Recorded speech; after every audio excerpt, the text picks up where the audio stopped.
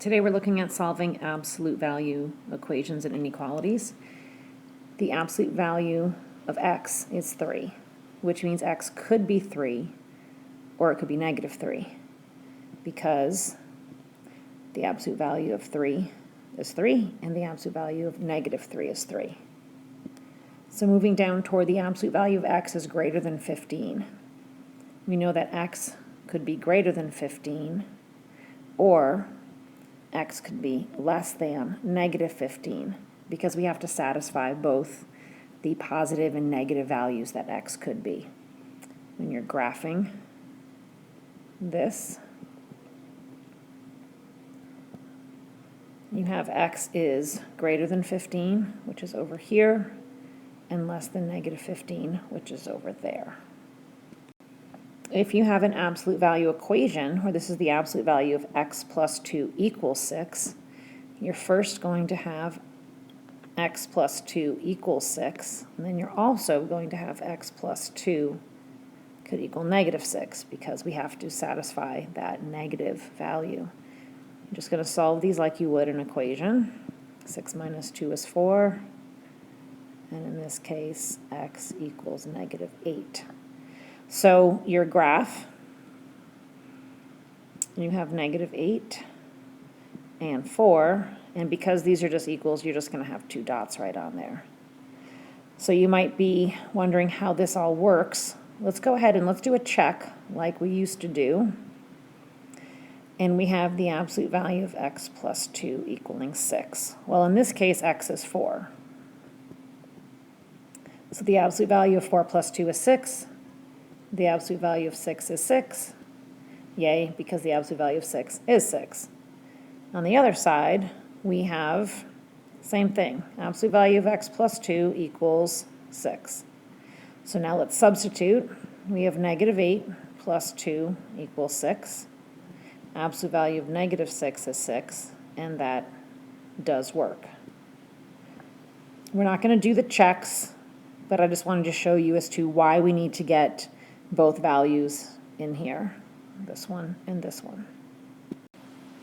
Now in this problem here, we have the absolute value of x plus 1 is 3. Well, we can't break them into two equations until we have the absolute value isolated, so we are going to subtract 1 from both sides first.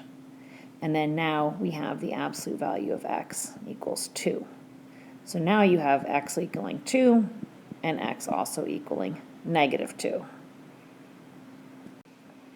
Now we have the absolute value of 2x minus 3 is greater than 5. So let's go ahead and break this into 2x minus 3 is greater than 5, and 2x minus 3 is less than negative 5. So go ahead and add 3 over here.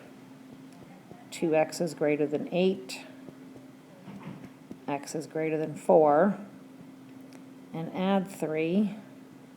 We have 2x is less than negative 2, and x is less than negative 1.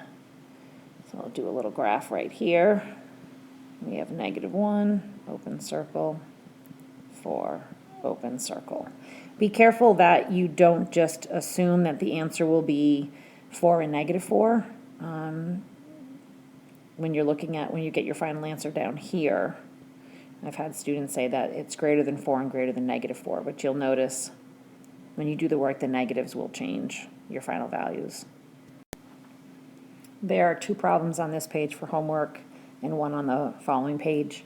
So you can pause it right here and work on these, and I will just continue to walk you through it. So we have an equals. We have 2x minus 8 equals 16.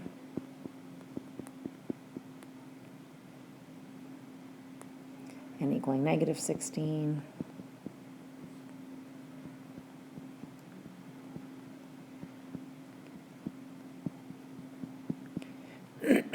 Add 8 to both sides.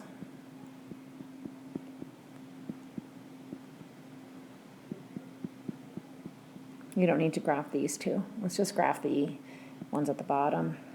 We have 3x minus 6 is greater than or equal to 9.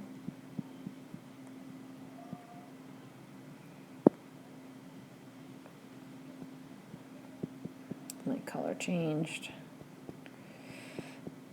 Divide both sides by 3. X is greater than or equal to 5. 3x is less than or equal to negative 3. X is less than or equal to negative 1. Okay, I'm going to do a little graph right here. We have negative 1 and 5. Closed in. Closed in. Last one on the next page. This is another inequality, so we have 4x minus 12 is less than or equal to 20. And 4x minus 12 is greater than or equal to negative 20. Add 12. 4x is less than or equal to 32. X is less than or equal to 8. Plus 12. 4x is greater than or equal to negative 8. X is greater than or equal to negative 2.